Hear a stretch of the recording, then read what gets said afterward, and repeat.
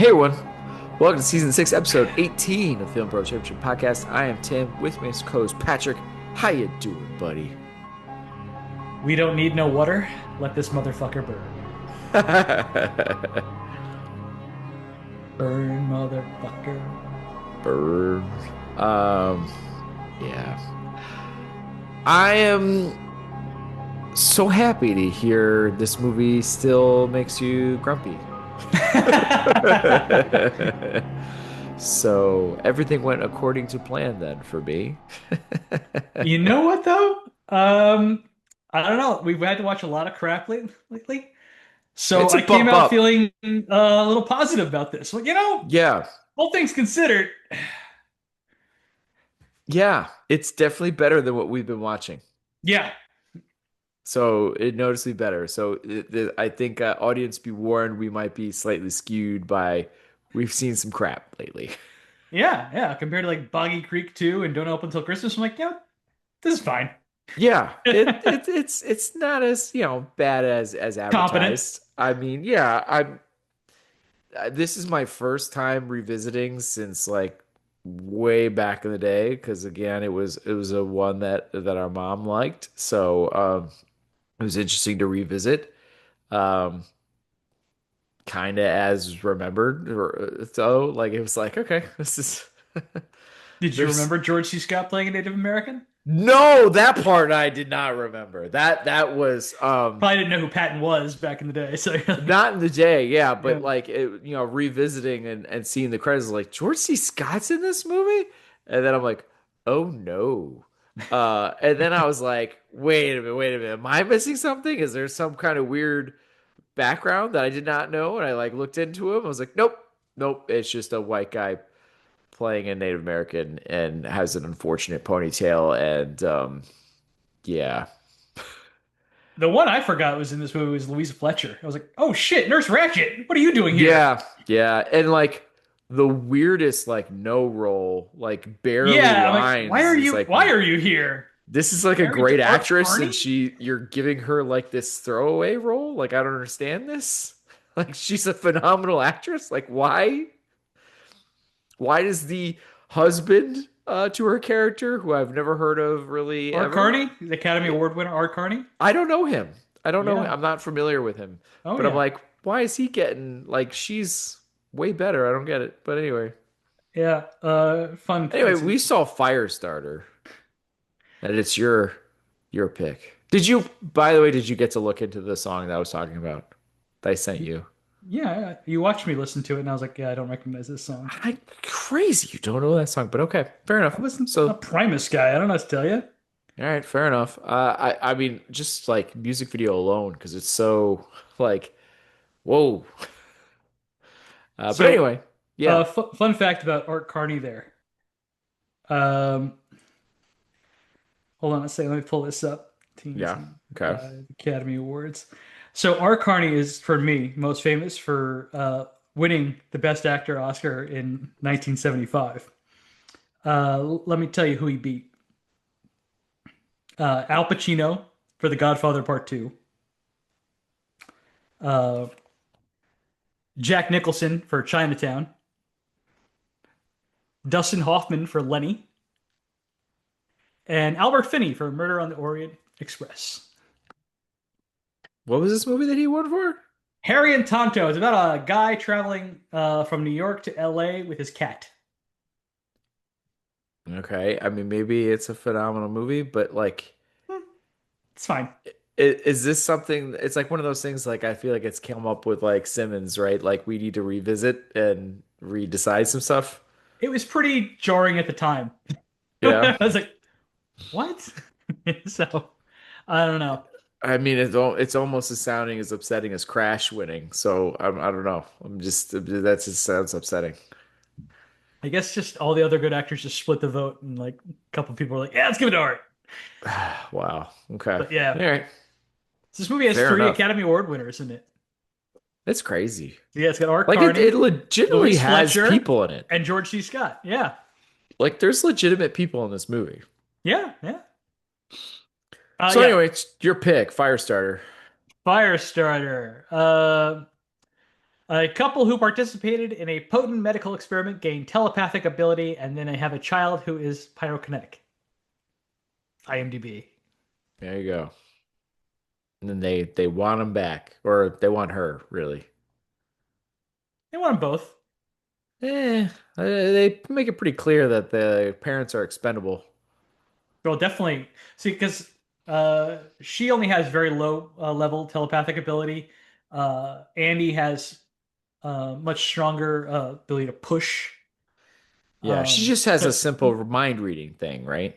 yeah, The mom, I think, is what kind of what they get at. exactly. Yeah. But nothing. They don't. Neither one is on the level of Charlie and her ability to start fires. Right. Well, I mean, they really like I guess we'll get right into the hero here, but they really push up like what her possibilities could be. Like they're like maybe it could be nuclear, maybe it could be world ending kind of stuff Right. of what she could do. Um but yeah, so we have Andrew and Charlie McGee are I think are our main heroes I like here. that Andy got the proper formal name, but you and Charlie Andrew. instead of Charlene. Oh yeah. I mean they do say it's Charlene, right? But like yeah, I think it's only it's Martin Sheen calls her Charlene. but they mentioned it before that. I think Maybe. I don't know. I'm pretty sure he mentions it maybe even to what's his name to the farmer couple. And but she goes by No. Charlie. Well, she uses a Um fake name. She calls herself Bobby at first. right at first, but I can't remember if that was a scene. There is a moment where they say it earlier that her full name really is Charlene. And so I almost thought it was like on purpose. So when he's like, "Oh, may I call you Charlene or whatever?" It was like, "Oh, clearly stranger danger," right? Like I felt that was kind of the gist that they were going with. Yeah. So when Andy was in college, he agreed to take part in an experiment for cash where he would get injected with an experimental serum, which eventually gave him the ability to push people and machines into doing what he wants. He Yeah. meets Vicky at the experiment, and the two fall in love and have Charlie. Is the machine part crazy to you? Yes, Because it only happens at one time. twice. Is it twice? I remember the phone booth with the change. He also What was the changes the second channel with time? his brain when he starts getting his powers back. That's right. That's right. I forgot about that part. Yeah. Yeah. Which is so like why would it also do that? Like I don't it's know. I can't remember if that's in the book or not. It was a long. It's not one of Stephen King's best books. It just isn't. And yeah, in fact, the most frustrating thing about this movie is that, and the remake too, which is much worse than this movie, um, is that that's they crazy. eliminate the one true horror scene in the movie. Yeah. Perhaps because it's too effed up, and they're like, no, we're just not going to We're just there. do We're that not gonna one go scene. there. You're like, but that's the horror scene. Right. Like that's the horror of it all. Yeah. Yeah. And I'll get into what it is and who it happens to later when we talk about that character. Okay. All right. Fair enough.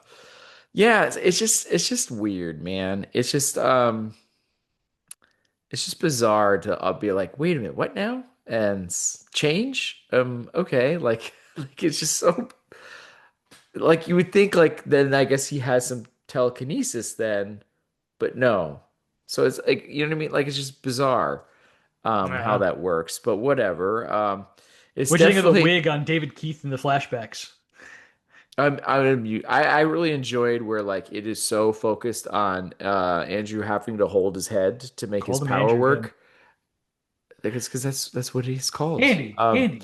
No, they keep calling him Andrew. He's Andrew McGee.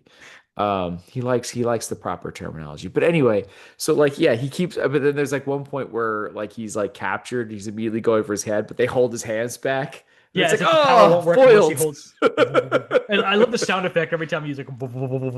Yeah, it's so Oh, funny. so yeah, Andy McGee is played by David Keith, sadly not Keith David, and Charlie played by Drew Barrymore, 8-year-old Right, Drew Barrymore, fresh off of her ET run. right, yeah. I mean, she's pretty classic Drew Barrymore I adorableness kind made of mommy stuff. scream. Yeah, there's some, but it's like at the same time, it's like kid stuff that I'm kind of like, okay, whatever. I'm kind of more like there's some deliveries from David David Keith Keith. there that Yeah, I'm no, he's like, much worse. No, he's ugh, he's like not good in this movie at all. he's not good in this movie at all. Yeah, He that's he's that's my like hang up. he's like diet soda Patrick Swayze in this movie. I'm I think that fits. Yes. Like like he's ugh. I was just trying to look at like, what was Patrick Swayze? Couldn't we just get Patrick Swayze? Red Dawn. Yeah, he wasn't coming out of Red Dawn. All right. Yeah, no. He's not slumming it for this movie. Well, he's got It's George C. not Scott. George C. Scott got $1 million for being in this movie. that's true. But I don't know if he's is he George C. Scott at this point in his career? Yeah, he's already won his Academy Award for Patton. No, I know, but Three like movies. I mean, is he still like Oh the yeah. same kind of name at this point? I know he's still Yeah. got top billing, but like is he like, downward slope here? Well, he hasn't done Exorcist 3 yet. We're a couple years removed from hardcore.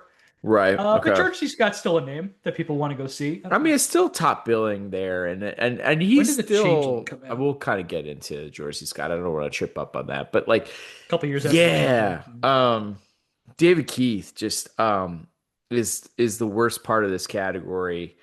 Um, there's Yep. and his character's so problematic too. I just in general, I just feel like he's like, oh, I love you, baby. You'll never have to do that again. But let them all burn. Let them all die. Well, he was Like dying at the time when he said I that. know, So but like even like that quick break at the farm where he's just like, go for it, girl. And then he's like, wow, that was pretty messed up, but it's okay. I still love you. There's so much of it man, like you kind gotta do of what you knew the gotta whole do. time. And like he's the one pushing her, But sure, very he's early right. on. Yeah, Well, I mean, he's he's pushing doing her it to learn, right to learn. Right. which unfortunately leads to her hurting her mom by Yeah. That's accident. what I'm saying. Like, I mean, I feel like he's pushing her in a way that to a point that ends up not going well for mom there, and then pushes her again to do some real messed up things, a couple times in the movie. So I don't, Well, it's hold just, on. yeah. He was teaching her to learn how to use her powers, and Right. then after she, fails, mom says, "All right, that's enough for today." Right. And that's where she throws a tantrum, like, "No, it's not enough. I want to do it again." And she's like, "No, Right. it's enough." And that's when she lights up mom. So that's not on him I don't know. She didn't get because daddy's in the approval. book, He wants to keep pushing to get daddy's approval, and it it leads to that. I happens. don't know. She starts doing stuff like at school and by accident, and that's why he's pushing her to learn how to use Right. the Which they power, so don't she knows how show to in turn it this off. movie. Yeah. Nope, nope, don't bother. Yeah.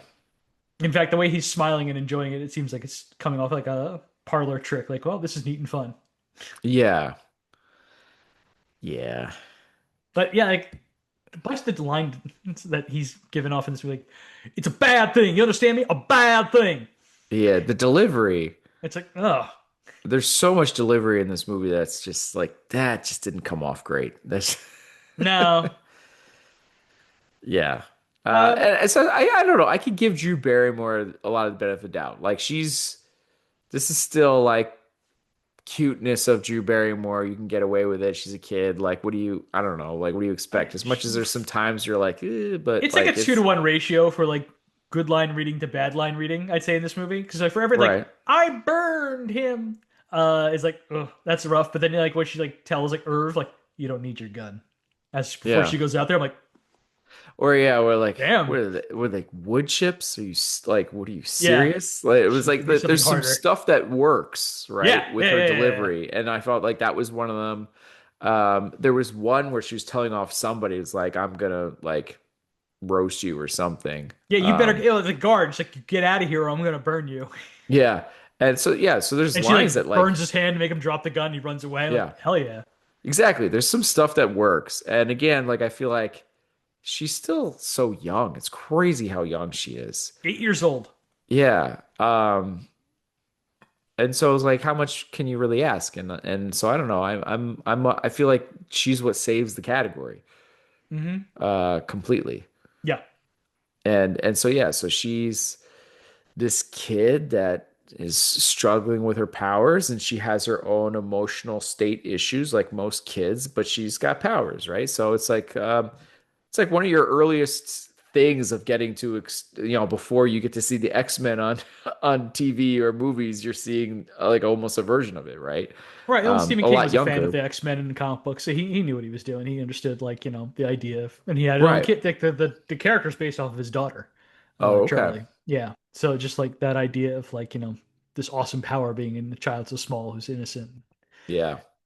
but like she's still a child and she has these like, tantrums and it's tough to that transition. And they do mention it at one point, like how hard that must have been. I feel like I can't remember who said it. That they were like how hard it must have been on the parents, um, Right. When she's like to an infant, when she's it's an like, infant and doing doesn't all get her that. Yeah, bottle fast enough. She starts lighting things in the crib on fire and everything. Yeah, yeah, yeah. It's Pincho. yeah, I think you mentioned that. Pincho. Um, I really like the scene too for Drew, where Charlie is blowing up uh this what was it called again? Sorry, the shop. She's the blowing up the shop. shop, Yeah, and she's very different from Carrie. In Carrie, where she's like in the trance, she's like, yeah. Charlie is like tears pouring down her face as she's doing. It's like she knows what she's doing is really effed up. She does So not she's want like to a be doing mix of this. angry and like, I got to do this to save myself. There's like a hyper focused That's with sad it about it. as Yeah, it's well, really but good. there's like a sadness with that hyper focused thing that she's kind of doing. And Which so is great. yeah, it works. It really works towards the end. And and they do kind of build you for a bit there where she's like that farm sequence was that messed up and she's clearly recognizing that she's like I don't want to do anything like this ever again. Yeah. Um and so she's really, brought to the point, which I mean, it makes sense story wise that this has to happen to the dad to put her to that point that she's willing to go here. Um, but man, she taps into something because she unleashes some uh, levels of her abilities that she's never shown any ability to do before, right? But like it's like one of those, I guess, can you lift the car in that situation where Adrenaline. you Yeah, need yeah, to, yeah, yeah, yeah. yeah, yeah, yeah, yeah. So what'd you give So, the category? I gave it a 3. Okay. All right. Went Yeah, two and a half. I mean, it's only a half point difference. Yeah. I just think like this. I mean, as much as like her epitome is definitely E.T. in her first movie, but this is still pretty like young Drew Barrymore. That this is still kind of this. It's still there, and I kind of gave her a lot for that. It's no cat's eye, but it's good. Okay, fair enough. So villain. Another classic Stephen King movie. Love Cat's Eye. Look at you in your shirt again. Look at that. You got to wear it again, twice in one season. My guy. Love Stephen. Yeah, villain George C. Scott here playing Rainbird, Yeah, the John Rainbird. What a name. the best I didn't fixer the shop has, fresh did off a not mission pick in up on Venice, that Italy. last name. Did not pick Rainbird? up on the last name. Yeah, I looked up, but when I looked up it later, I was like, oh my gosh. Because They like call him Rainbird more than they call him John in this movie. I So it's think it kind was the of first thing they say to him in the when he's first introduced, and I guess I missed it. Um and then there's that whole point where he's trying to get close to Charlie that they keep referring to him as John or janitor John or whatever that orderly kind of John. Yeah, orderly yeah, John, right? And so I guess I missed the Rainbird part. And I remember like one time where they go horseback riding yeah. and he's wearing this like kind of like native inspired kind of like sweater long vest thing and I'm like, wait, what is this? And it's really there where I start to pick up on this is like, oh, and with the ridiculous hair and everything, I'm like, oh, this is so unfortunate. Yeah. But yeah, he's like the ultimate fixer that they're like slightly intimidated by, right? Like you can clearly, he's like, oh, he's in my office, the guy kind of gives me the heebie-jeebies, like that Well, kind of it's thing. he softened the character a bit from the book. The Oh, the really? the, the book character definitely like doesn't it's not explicit with it, but like definitely gives pedophile vibes and is like in love with Charlie.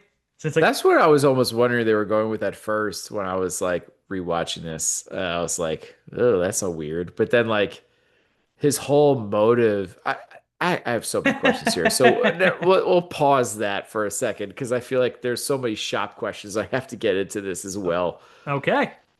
But I'm anyway, here to answer. This continue. is the second time we've had the shop on the show, by the way. Yes, because they were in Lawnmower Man. That's right. I'm proud of you for Yeah, remembering. I do remember. I remember that, and I think it gets a verbal the shop, right? Yeah, yeah. Yeah. So Rainbird tells Hollister that he'll retrieve Andy and Charlie on conditions that they're after they've run all the tests on them, Charlie gets turned over to him. Yeah, and they're like, okay, why? And he First waits off, to explain. but why would they do that? Well, that's a good question. But like Hollister, Rainbird tells Hollister, like, listen, if you go back on your word, I've arranged for information to go out Right, to the and get press that would leaked. shut down the shop if anything Right. happens to me. Well, and basically specifically to him that you're going to go to jail. Right. You're going to go to court, you're going to go to jail. He basically calls out the head dude, which I'm Mhm. sure we'll talk about because he also fits this category for me. Yes. But yeah, Yeah, okay. yeah, yeah. Everyone in Yep, the yep, yep. shop gets those in this category. Yeah, yeah, yeah. Okay. And then yeah, Rainbird, as Tim mentioned, pretends to be a housekeeper at the farm to gain Charlie's trust. Uh, and one night during a storm, the lights go out, and he pretends to be freaked out, claim that he was a POW of And the Nam, Nam, yeah, of the Viet Cong, the Cong. the Kong. He refers George to him as C. the Kong. Scott was 46 years old when the United States left Vietnam. A So would have been a little old to have been like in the little bit. shit. Yeah. Would have been more appropriate to say like he was a POW in like Korea. Right. Yeah, that would make more sense. It is it's some weird scenes, man. And I mean, the only thing that really works is when he disturbedly basically is like, she's too powerful, she's too dangerous. So, yeah, I want to execute her. And you get that bit, right, where he's like, I need to take her out for like the good of mankind, I guess. But then they like go back to it and they ask him again, basically like how he's going to do it. Which is the same way he kills Dr. Wanless. Yes. He But believed, well, but a here's little the, bit different because he goes into detail about how he wants to make her feel so yeah, loved and welcomed and at home and at peace. And then he's gonna smash her nose through her brain, basically. And it's just like, that's so disturbing and messed up. This girl's like 8 years old. Like, what the heck is wrong with you? but And his he's kind of like, motivation, but yeah. what he explains He's like, afterwards, his motivation is like he believes that like by killing her, he will gain her power in the afterlife. And Hollister just like I looks at missed him after he that says it. part. He's like, Like, okay. "You are crazy." He's like, Yeah. And then he kind of like smiles about it. Like, it's yeah, so out there, but I still don't understand, like, why would the shop be like, we don't have a need for her anymore? they never would. Uh, Yeah, that's what just, it doesn't make any sense to me. but the guy's crazy, so I guess, but like, I mean, so it's like, we're gonna, is there a plan to string him along long enough? Because like, clearly it's like they're like, this is gonna be the ultimate like warrior assassin or whatever for us, and we want more like her basically, right, and yeah, why would we give up on that? Like, it doesn't make any sense. doesn't matter. He's crazy. So, Well, I know, but anyway, I don't know. It was such a so nuts thing. so during the storm, he gains her trust and everything like that by appearing vulnerable to her. And then he says, like, well, I'll do you a favor. I'll get a message to your dad. Right. Um, and that's where she really starts to trust him. And he puts her to bed. And there's the scene where she's like passed out asleep, and she accidentally calls him daddy. And like this smile that George C. Scott puts on his face is one of the creepiest damn things I've ever seen. Yeah. It's like, Yep. ugh. Yeah. It's like, I got her. There we go. Yeah. Can't wait to Um, smash her nose through her brain. It's like, dear Lord. So So, messed up. a year after playing the evil Greg Stilson in The Dead Zone, Martin Sheen is back playing Captain Hollister, head of the Yeah. Department of Scientific Intelligence, aka DNI, aka the Shop. The shop. And he gets to wear a suit and everything again. And slimy. Has that whole thing. Yeah. I would drink hot cocoa if Martin Sheen brought it to me. I'm just, Well, because he's got such an awesome voice. yeah. There's something so cool about his voice. It's so funny that this actor who, like, probably his most famous role is playing the president on The West Wing, Mhm. where it's like very earnest, awesome, funny, great character. but he can also be the most like disingenuous piece of shit, slimy Right. motherfucker, like Greg Stilson is, and like here he is too, like where Especially earlier in his career, I felt. oh well, the little girl who lives down the lane where he's playing a straight up pedophile. Right. But like this movie where he's just like starts to call Charlie, I've started to think of you like almost like my own daughter, and it's like Yeah. like oh you piece of shit. Yeah. I still can't get over the whole greater plan. Like So clearly it's a weapon, but we're yeah, gonna let let go. you go. Uh, And I can't get over it. It's so distracting to they me. I'm never said they sorry. would. That's just something that he assumed. Fair So then enough. Charlie says like go to hell. Made Right. me laugh too. He's like Yeah. oh not such a nice little girl. Um, I know his line reading When like he gets all excited after the first test, oh it's so funny. it's He's a so pumped. great scene for him. Like he's just like, "Did you see that?" Like Hot he's like, damn! You see that? "Yeah." You see we got that on tape. Oh my god! It's a great scene for him. Yeah, he's great. Um, Yeah, and then when he's all like, Andrew's got him on the hypno thing too, and he's like, "Oh, can't do that."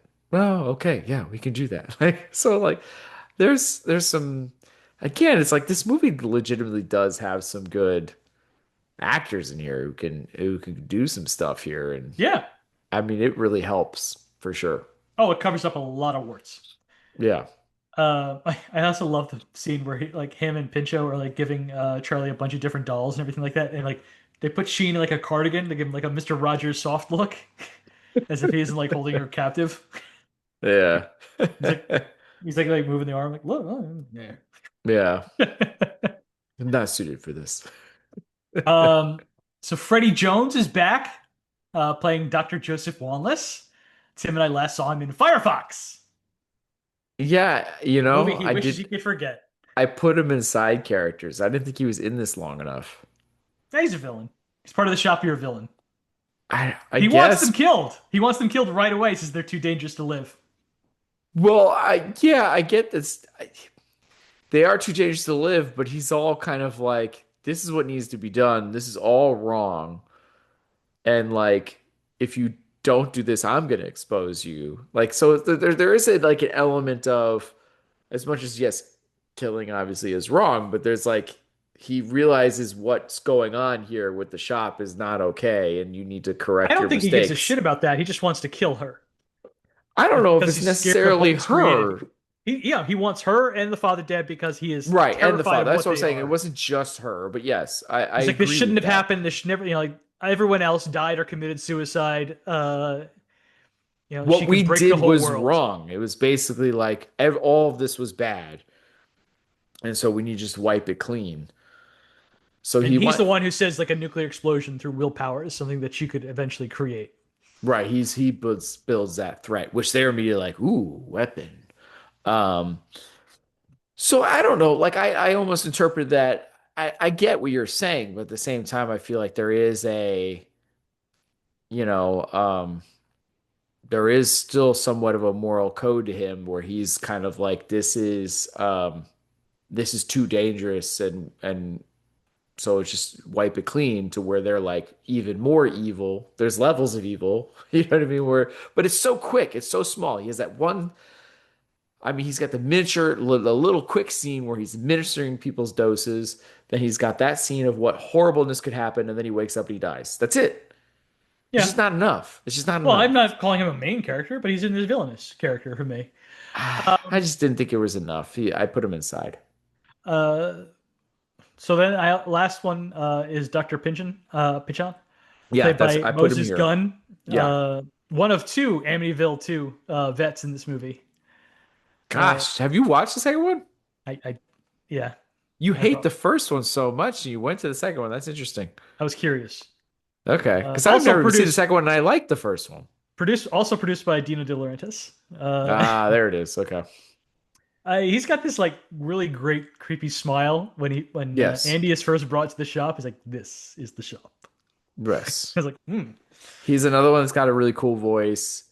yeah, And he's another one that gives like some really fun reactions after the tests. And I really like when um, towards the latter half of the movie of basically being like so like almost dumbfounded by it. We just saw like, we're not done. I got so many like he wants to keep stringing things along kind of deal. Well, he's That's worried that if fun. they ever give hook him up with Charlie with Andy again, he's like he could just tell him her to kill us all, and there's nothing we could do to stop her. Yeah.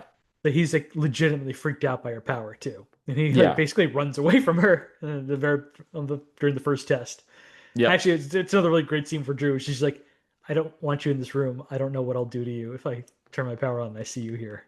He's like, Yep. and so his death in the book is the most horrific scene in the book, and it actually happens because of Andy. Oh, really? Okay. Yeah. So Andy is like originally in the book, and they have a touch of it here. They're feeding him a bunch of drugs, and they get him addicted to drugs, Mm. which messes up his mind, and he eventually stops long enough to use his powers to like just like push himself, like looking in the mirror, telling him like, "You're not doing drugs anymore." Hmm. Um, and then he starts like slowly regaining his powers. He starts like he actually gains a ton of weight too, which is a funny little because he's a drug addict. He's not moving around much. Gotcha. Anyway, so he keeps on messing with Pincho's mind, and it kind of like breaks his mind accidentally, um, and pushes him too many times, and he ends up going home, putting on his wife's underwear, and shoving his hand down a garbage disposal. Those two things are weird combinations, but okay. Yeah, I forget what that I would have loved to have gone back and read it, but I just didn't have Yeah, enough time to why really check out that underwear to chapter. the garbage I don't disposal part? recall what it Yeah. was, but like Yeah, it just yeah, his mind got broken, and like yeah. that's what happens. It's like oh shit, like you're Yeah. reading the book. But that's like the extent of like the real horror of the everything else. Like, oh, this is barely a horror movie. Yeah, it almost seems more action than anything else a lot of Mm. times, which we'll get to action, I guess, in a second. But yeah. Yeah. So I overall, because Martin Sheen and Georgie Scott are incredible, and the other guys are good too. So I gave this a 3 overall as Yeah, well. same. Okay. Action. Um. So Yeah, this I guess is the first bit is like the flashback to the experiment, where like Andy and Vicky get their that powers. kind of happens a little bit later. Do you think anything interesting happens before that? A man's shoes gets burned. You sure? I was kind of amused by it a little bit. I mean, yeah, she's clearly someone being a horrific person, a horrific human being, and denying that he got this girl pregnant and light his shoes on fire, and then he has to run down the hallway with his shoes on fire. So And he that's sticks his feet in the stunt. toilet. Yeah. Yes, and then he's like, mind letting me get my feet out first or whatever when they're like trying to arrest him or whatever. So yeah, that was a little amusing. And then they That's the do a other very actor from Amityville 2, by the way. The one who was the ah, his feet lit on fire.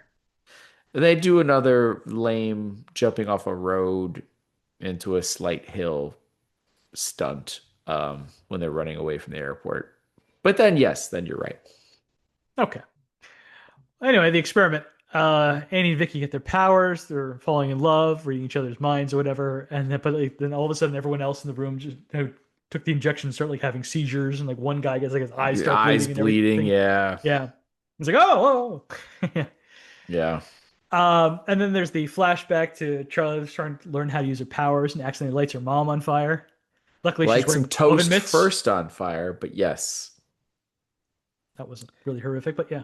Well, no, I'm just saying it's we kind of broaden this more to action, but yeah, the toast goes on fire, then the oven mitts go on fire, and Yeah. then yeah.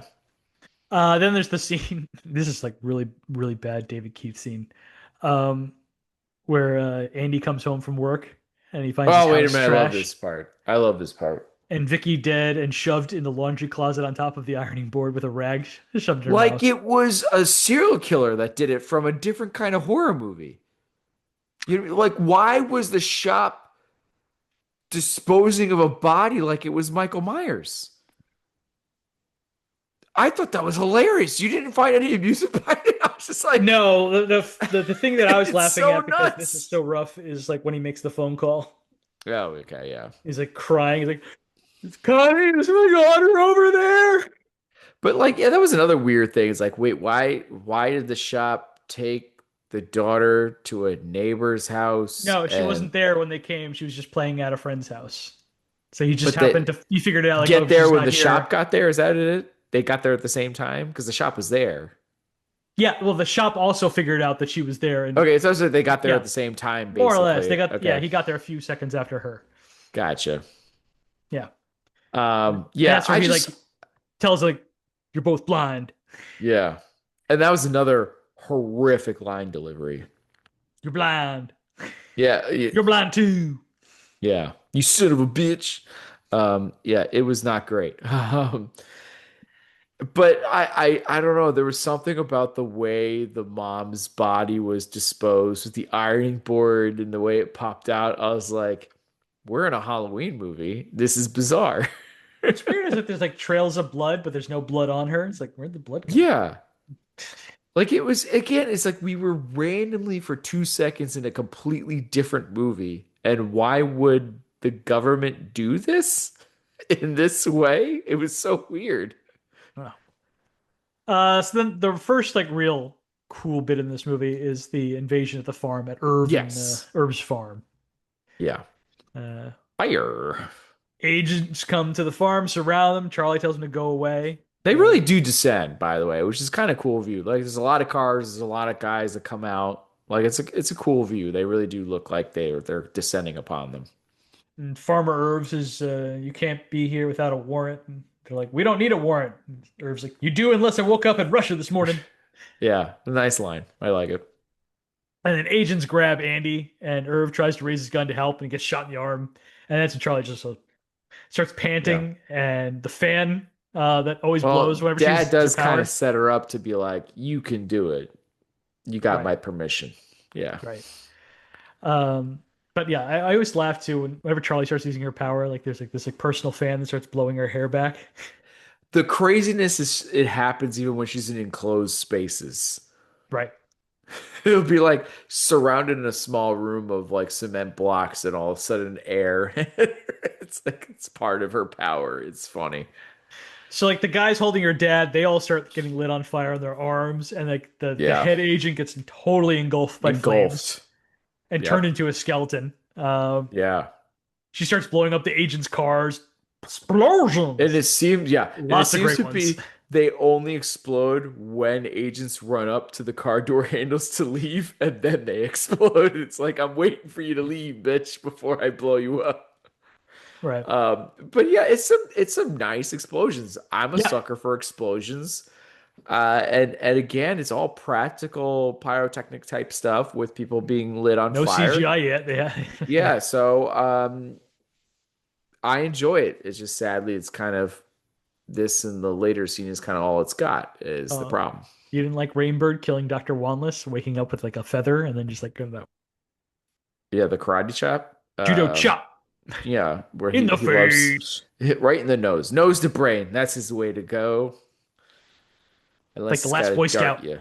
Yeah, good call. Um, Good but yeah, drawback. good movie. Yeah, Uh, I didn't think you liked that. That's cool. I'm liking that you like it now. last Boy Or Scout. maybe I'm misremembering your feelings towards it. I thought you didn't like that movie at No, our first. parents didn't like it because it was too vulgar. Last Oh, Boy I like Scout's that cool. movie. I Yeah. own it. Do you really? I got a I might blue. have to borrow it. I might have to borrow Yeah, it. I I haven't it seen that forever. It's a good was movie. it was a part of a combination. It's like a duo. I don't know, Lord knows if I'll ever watch it again. I have Last Boy Scout on one disc, and I have uh, Last Man Standing on the other. I'm like, yeah, I don't know if I'm ever gonna watch Last Man Standing again. Yeah, I'll borrow Last Boy Scout though. You know I'll what? throw that. Last Boy Scout still fucking rips. Um, I always enjoyed it. It was a good, it had a good HBO run back in the day too. sure, yeah. Yeah. That Anyway, intro just gets you. Like right away, you're like, what is happening? yeah. You know? Uh, let's say the subject of gambling in sports still very relevant today. It really Um, is. Still holds up, man. All yeah. right. Anyway, yeah. Back to the Back to movie. this movie. So you got the Rainbird going to the same town that Andy and Charlie are staying in, and he murders a postman to get the package that Andy tried to send to the press by choking him But with a wait a rubber minute. hose. The old lady that calls it in. Yeah. They just have people everywhere. Well, they had a person there specifically because they knew that his father lived in that town. Do you think they just tap that So lady? I think You, they sent an agent like, "Hey, look out! Like, yeah. there's They sent people." an agent and were like, "Hey, you had this one arrest forever ago. To make sure that stays gone. Can you keep tabs if these people show up? Maybe. I don't know. Maybe I don't know, I but don't know. Anyway, yeah, makes sure. sense. I mean, it was a very stupid place for them to go, like some place like like we have family Well, he here. had to drop off his. Yeah, no, it was. Yeah, Um, he and just then needed long enough to write a letter, I guess. Although he implied to his daughter it was going to be a longer stay, but it was a very short stay. He needed to write a letter. They were going to fish, and they're out. I think in the book it's a much longer stay. I Like they feel like stay. it should be the way it's originally advertised, at least the way he originally tells his daughter about it. It seems like the weather changes from when they first get there to when they're leaving, so maybe it was a little while. But Maybe because it, it uh, just it just comes off because she gets really mad that they leave. she Um, gets weird.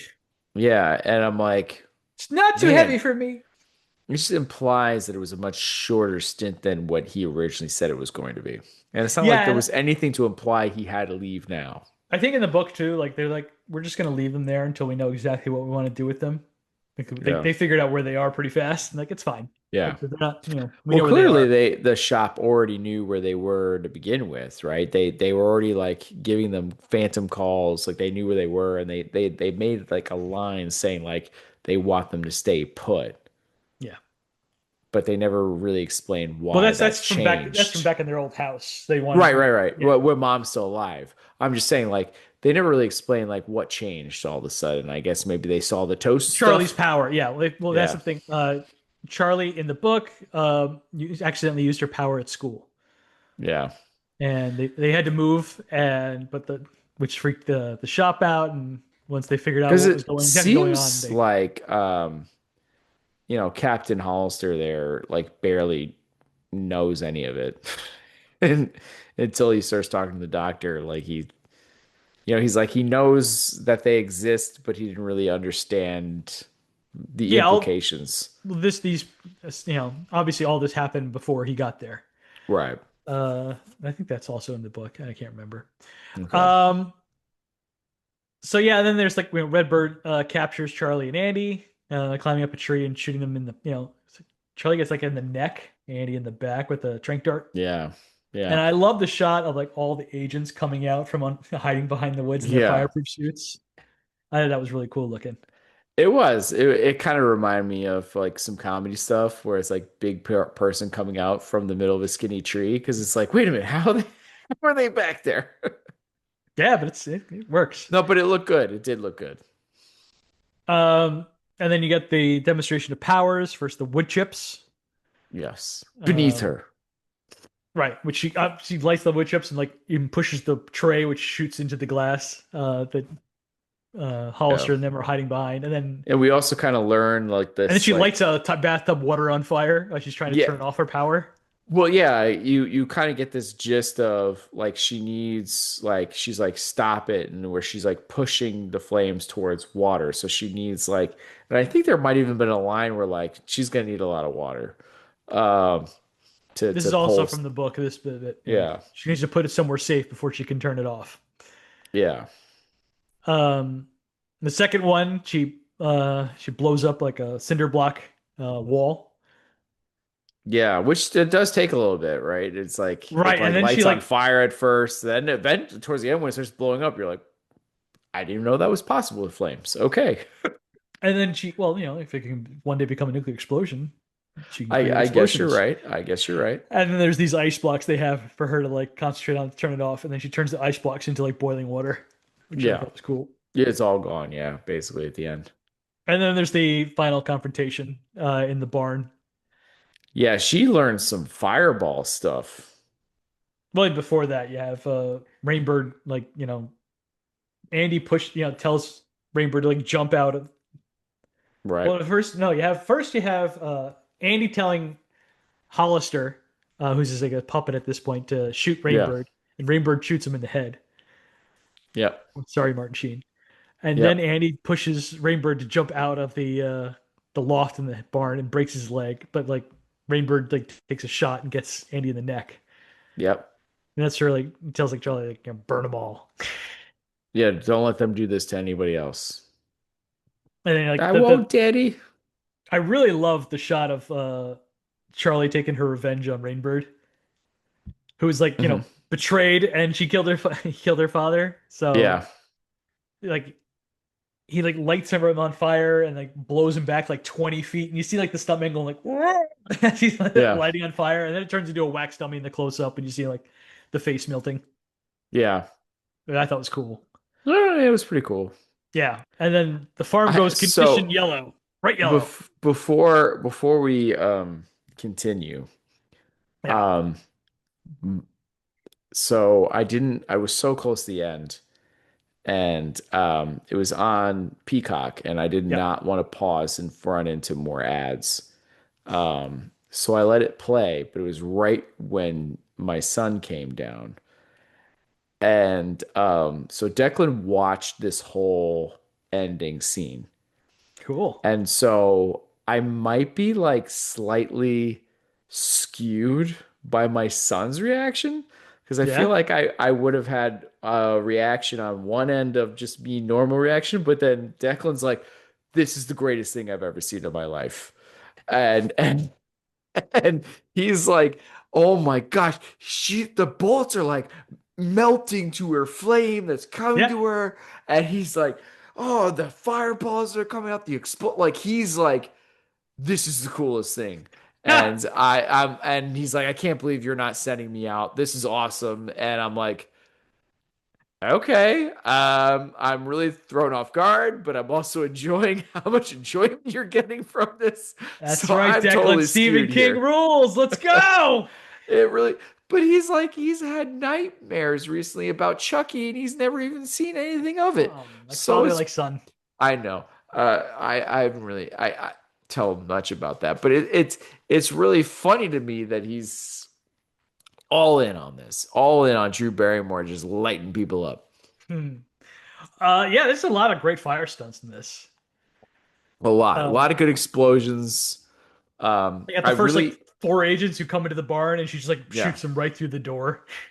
And she's like, that nail. one agent that's kind of been around almost the whole movie, and The it's one who's like, hiding behind the bush. yeah, and it's just like boom, it's like yeah, nice, Yeah, he's like, no, no, and then yeah, she shoots the fireball at him, and he like skyrockets into a tree and like lights tree, the tree on fire. yeah, it was nice. I really Yeah, like that one. Yeah, um, I like the there fire was some good trails is a ones. bit weird one. It's like they could be all Yeah, fireballs, so sometimes she just lights the ground on fire, and like it's just like but the instead she fireball above the splits it in ground. multiple directions. As they're running in opposite directions, they all get lit on fire. Like, Yeah, yeah, there's like almost like some Akira influence going on here. As she's just going to town on people. Um, when did but Akira come yeah, out? the fireball stuff is crazy. And then you get like the house is already on fire, and then Later. This came out before guys Akira. come out on the deck on the patio thing. Yeah, more fireballs. They're on fire, All the but then she fireballs launches look like another fireball. they all look like flaming cannonballs. They do. They Yeah. really do. Yeah, they do. I But like I the just thought it truck. was so funny. It's like, man, that guy's already dead and on fire on that deck patio thing upstairs. And then you threw another fireball to blow him up. Like, I think my man. after the initial fire, I think the guy who goes into the tree. I think the truck is my second Yeah. favorite. Where Yeah. like there's a guy with a machine The gun guy with the coming at machine her in the gun. truck, Yep. and Yep. she like shoots the fireball at the guy in the back of the truck. It's like an ejector seat, just shoots him like flying 20 feet in Yeah. the air, and then the truck goes into like a pond. You could easily make this into a fun, fireball. Ba-da-ba-ba-da-da. She's going through these people. So it's fun. It is fun. It seems sort of practical. Again, I actually kind of dig the effects of her little fire shield that she has with bullets coming at her. Like I thought that didn't look bad. Well, they look fine. It's the close up one where Rainbird tries to shoot at her, and she like makes the bullet explode, like it's like Yeah. animation or something like that. I'm like, this looks terrible. I didn't think it looked terrible. It But I get what reminded me you're of like saying. Friday 13th, like 3D effect, I didn't think it was that bad. I like really opening didn't. credits effect. But like to be honest, I thought there because it happens like several more times after the fact. Um and I thought it was like for the time, I was like, all right, looks all right, you know. It's just the problem is there's just not a whole lot here in this movie, It's just right? those It's two like big scenes. it's Yeah. those two big scenes, and it's kind of a lot of the same. Hmm. I mean, this one you get the addedness of fireballs or fires going in different directions and the shield thing, but otherwise it's just a lot of fire and explosions. And that's kind of the gist. And again, yeah, not really that horrific So what'd you give it? about it. You do have those like test things. I gave it a two. I went 2.5. I thought the fire Okay. effects are impressive. They were Um, there, they're good. It's just not enough here. no, that's why I gave it like, yeah, it's in the middle. Yeah. Um, so supporting characters. Yeah. Who do you So, I see I went with the Dr. Wanless or whatever first, is kind of where I put him. So okay. Well, I went with Louise Fletcher and Art Carney, uh, playing Irv and Norma Manders. okay. Yep. I put them together.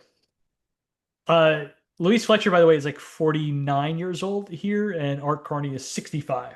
So Yeah, there's clearly an age gap. I think well, it's not as bad as I thought it was going in. Uh, Considering she's also very much like she's not exactly 18. Um, Right. but it's still like, oh, he looks like significantly older A than lot her. older. He's got like an ear thing too. Hearing aid, yeah. Hearing Apparently that aid. was So Art Carney's idea. It's like, I think my character might have a hearing aid, just like the one that I wear in my everyday life. And she's like, brilliant idea. brilliant. Yeah, no, she looks noticeably like significantly younger. I just the appearance wise just looks so much like this doesn't add up. No, Um, but like at the same time, like they're immediately pretty likable, right? Like he's joking and rhyming and singing songs and making them laugh and immediately taking them in and I kind of like the wife being kind of like, dude, what the hell? I Like, love the death stare she gives him as yeah, they're invited in for lunch. Like, yeah. And but she's also very nice and personable, but at the same time she's like, yeah, please take the truck and get the heck out of here. I love. Art, yeah, Irv said, offers the old Jeep, and like he's like, I refuse to be a good Nazi and just go along with this. And I'm like, Yeah. hell yeah, Irv. We need more of that in this world for Exactly, sure. exactly. Yes. And I think it's great that Charlie goes back after she loses everything. She goes back to the farm. She goes back to the And like farm. Norma gives her a big hug. She's much more personable and loving at this point, and yeah, and then he takes her to the New York Times, just like Daddy wanted. Hmm. And the book, it's Rolling Stone magazine they go to. Oh, well, that makes sense for him. Okay. For Stephen King, yeah. Yeah. Okay. Um, well, the idea I think was like we're going to go to a publication that people trust that isn't embedded with the government in any way. Ah, So that's why Rolling Stone was the one to go with.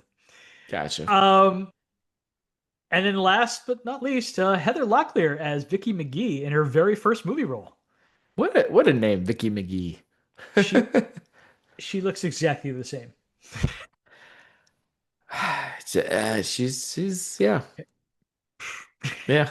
I mean, she looks exactly the same as she did in like Melrose Place, and I haven't seen her lately, but I'm pretty sure she still looks exactly the same as she did in Melrose Place. And I was like, it's like It's I find it really funny where he's just like, I don't know why, but I've immediately fallen in love with you. I I know don't it. know. That's Yeah, weird, I huh? could. It's not that weird. Yeah, I got it. Yeah, yeah, yeah. Yeah. So I gave this a two because there's just isn't a lot of supporting characters in this movie. I Everyone's also fine, gave it but a like, two. yeah. So Yeah. my final score is a 10. That's what I have it as. All right. Yeah, we're the same. Um, where are you putting it? I'm, you know what? I I would because I rather got it. watch this movie again over Company of Wolves. I think you're right.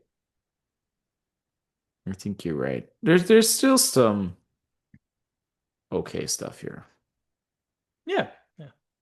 So miscellaneous. Uh, I Yes. got really excited to see Tangerine Dream was doing the score for this movie. I didn't remember the score. I was like, oh, Tangerine Dream. Wow. Like they've been responsible for the score for Sorcerer, Thief, Oh Legend, wow. Risky Business, Huh. The Keep, Near Dark.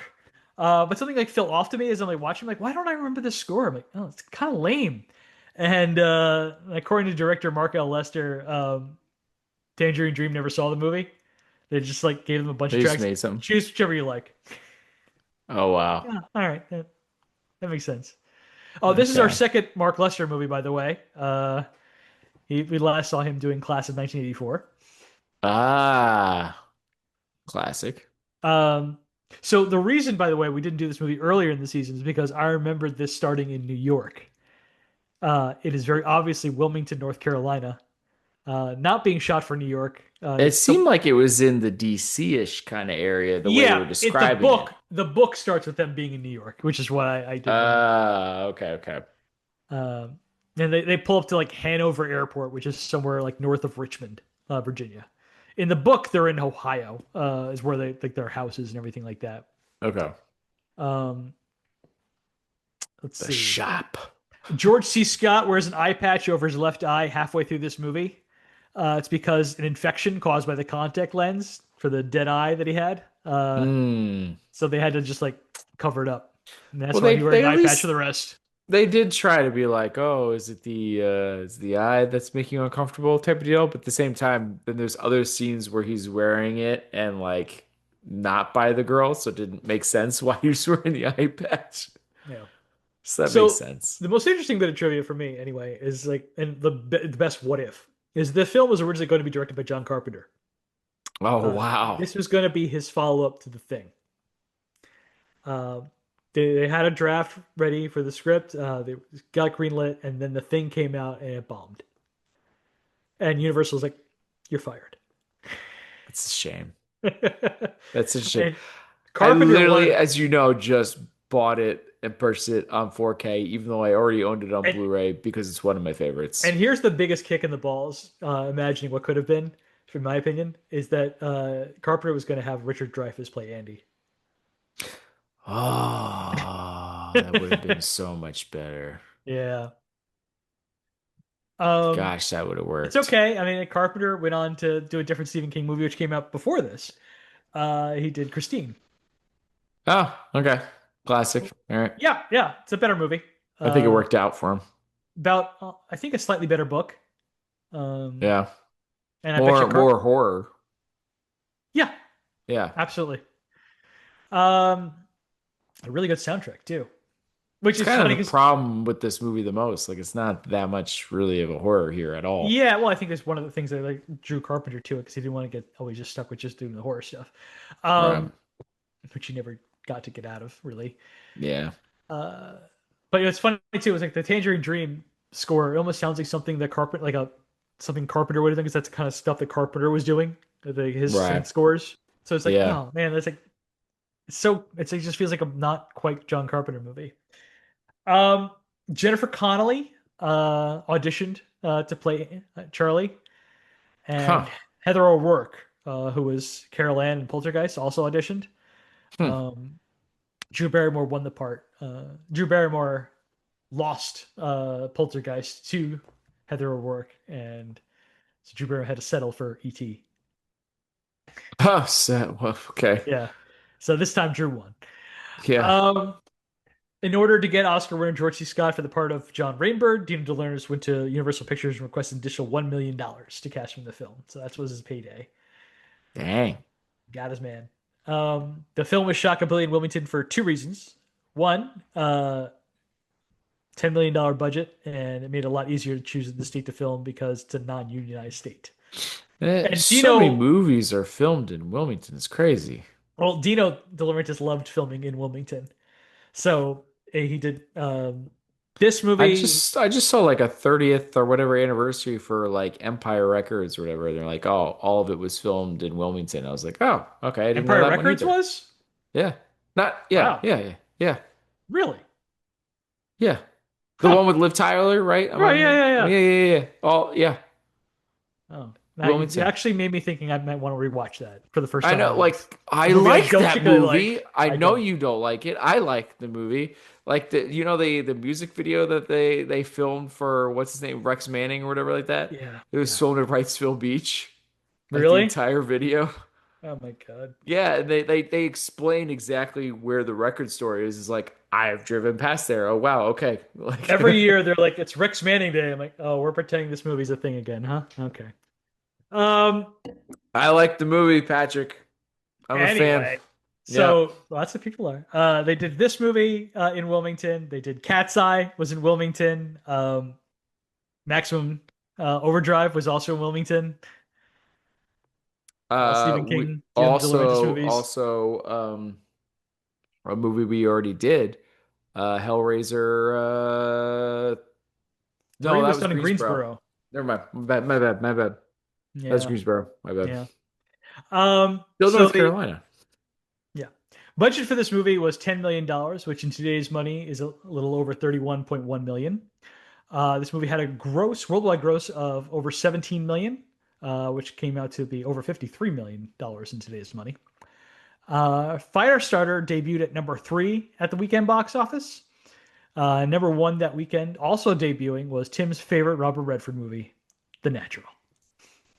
It's a good movie. I can't Those are even the only deny. two movies debuting that weekend. If you're curious what was number 2, it was Breakin'. Canon Films, Breakin'. Wow.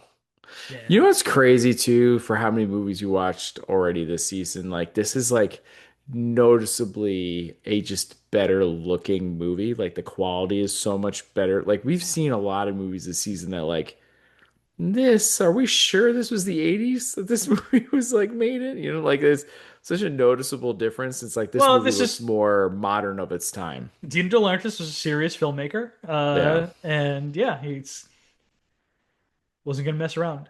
Um, Blue Velvet, by the way, also filmed in Wilmington around the same time as all those other movies that I mentioned before. But yeah, he didn't cheap out on this stuff. He made sure his movies looked semi good. Yeah. It did. It did. Yeah. So Tim, what are we watching next week? We're gonna watch Gremlins.